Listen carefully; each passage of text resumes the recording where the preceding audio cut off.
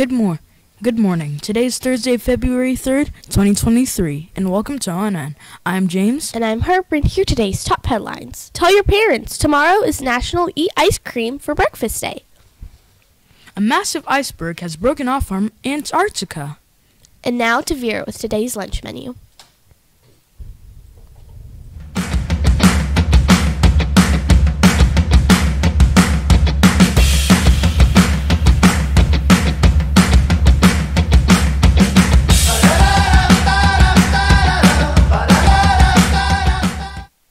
This is Vera with the lunch, and it's Cheeseburger Friday. We're going to have a cookout-style lunch with cheeseburgers, Doritos, and baked beans.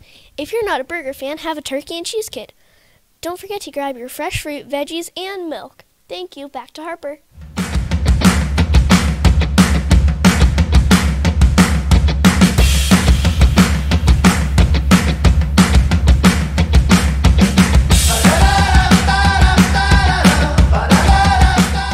Thanks, Vera. Tomorrow's National Eat Ice Cream Day for breakfast. Surprisingly, this holiday was invented in New York in the middle of winter. Created in the 1960s, clearly because it was a groovy idea. The day is proof that you can eat ice cream at any time of the year, any time of the day, and on any occasion. So ask your parents if you can have a bowl of that cold sweet treat for breakfast. We always ask permission first.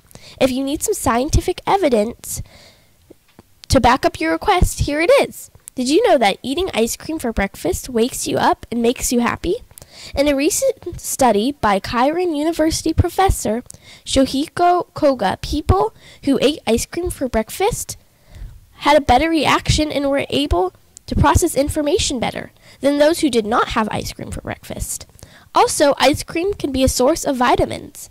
Vitamin A, B, C, D, and E are found in every scoop of ice cream. Thiamine and niacin are much needed by the body as well. And guess where you can find them?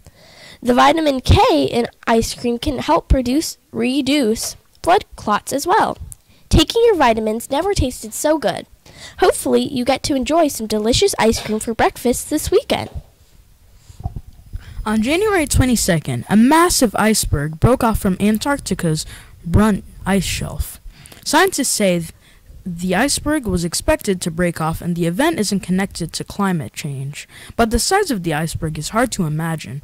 The iceberg, known as A81, is extremely large. It covers an area of about 600 square miles. That's about twice the size of New York City, or roughly the size of London. The iceberg is about 500 feet thick. Though Antarctica has been losing a lot of ice in recent years because of climate change, this event is normal and isn't connected to the climate crisis. Antarctica, the world's fifth largest continent, is covered with a layer of ice and snow that's roughly 1.2 miles thick. As snow falls, it piles up in the center of Antarctica and a huge layer of ice. Over time, the weight of this ice and snow creates slowly moving rivers of ice called glaciers, which push out toward the sea. When the glaciers reach the sea, they slowly push out beyond the edge of the land, forming Antarctica's largest ice shelf, the Ross Ice Shelf. It is about the size of France. From time to time, the edges of ice shelves break off. This is a natural process called calving. Through calving events are a normal part of the ice shelf in Antarctica. One expert described huge calving events like this one as spectacular.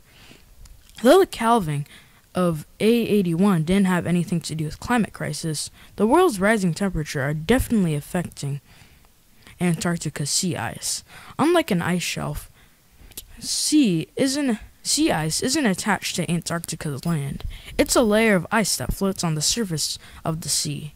The sea ice is there year-round. It grows larger in the cold winters and smaller as it begins to melt in the summers. It's now summer in Antarctica, and scientists say the sea ice is disappearing quote-unquote unusually rapidly. Last year, with temperatures warmer than normal, Antarctica set a record for the lowest amount of sea ice ever recorded. Scientists say Antarctica's sea ice could set a new record low again this year. And now to Cameron with today's weather.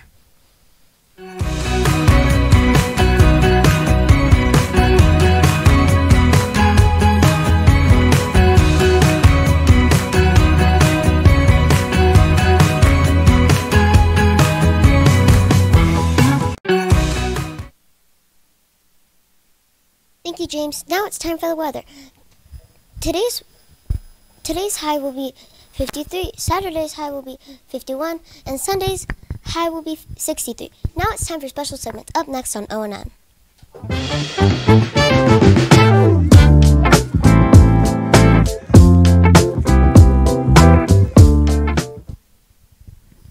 Hi, I am Miss Singleton today. Today we're going to do our Singleton sessions, and we are going to pick our winners from yesterday's question. Grades K to 2, your question was true or false, Henry Box Brown escaped to freedom using the Underground Railroad. So let's pick our winner.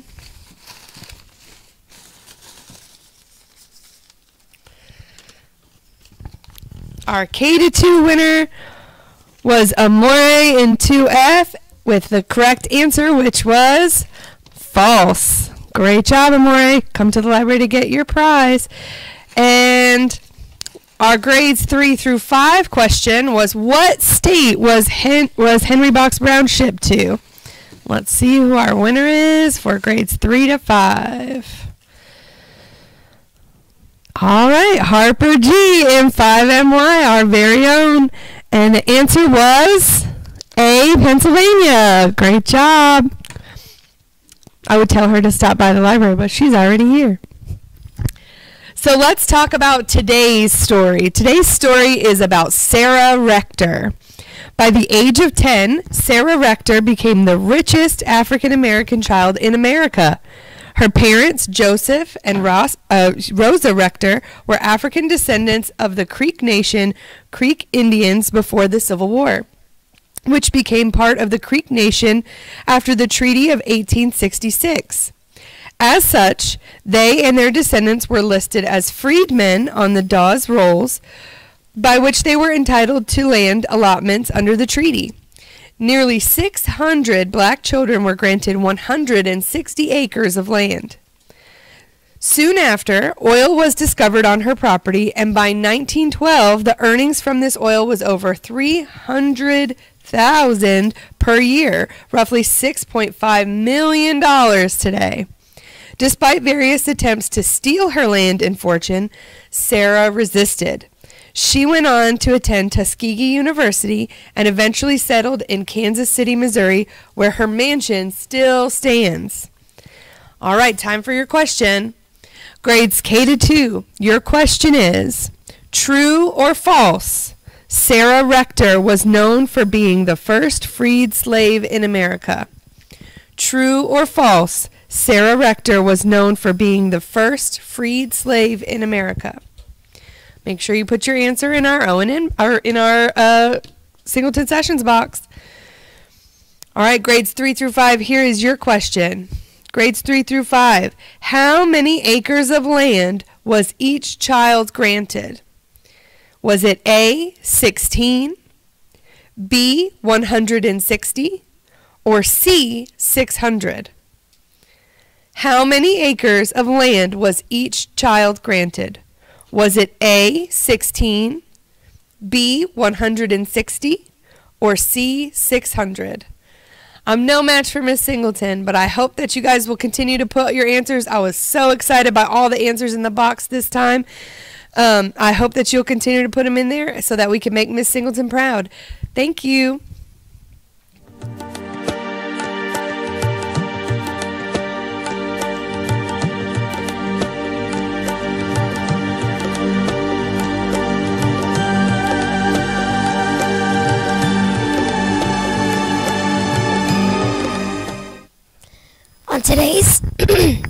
On today's This Day in History, we are actually talking about tomorrow, February 4th.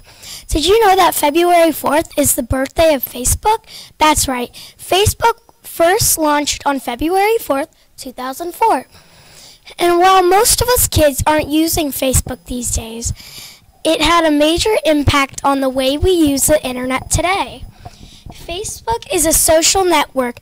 That means it's like a big spider web that connects people all over the world. What made Facebook unique in 2004 is that it could connect people who didn't really see each other in person or might have never met each other in person. Facebook was the first social network on the web. That award goes to Facebook wasn't the first social network on the web. That award goes to two long-forgotten websites called Bolt and 6 Degrees, but Facebook certainly changed the internet forever. Imitating what some people called Web 2.0, Web 2.0 changed the way users interact with what was on our computers. Before things like Facebook, all we would do is look at websites, but now everything allows us to interact and participate in our media. Happy birthday, Facebook!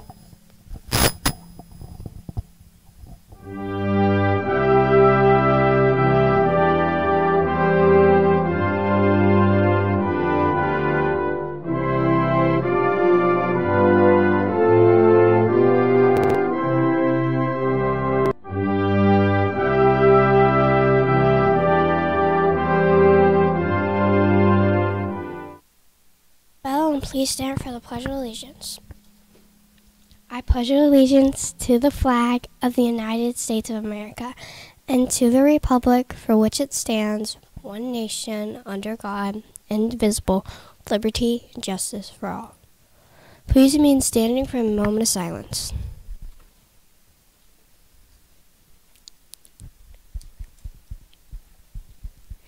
Thank you. You may be seated. Now, let's go to our Oakland birthdays. No birthdays today, but we have a quiet this weekend. DeMarte and 4D, Jamari and 2L, and Connor and 1S have all birthdays tomorrow. Liam and 2A and Andrew and CDW both have birthdays on Sunday. Happy birthday. Come to the library and get your birthday pencil.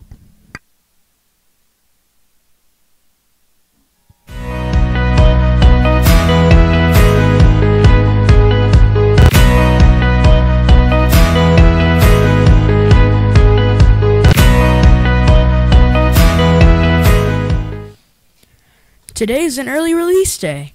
Don't forget to turn in your answers for today's Singleton sessions. And with that, I'm James for ONN. Have a wonderful day. I'm Harper for ONN. Have a wonderful day.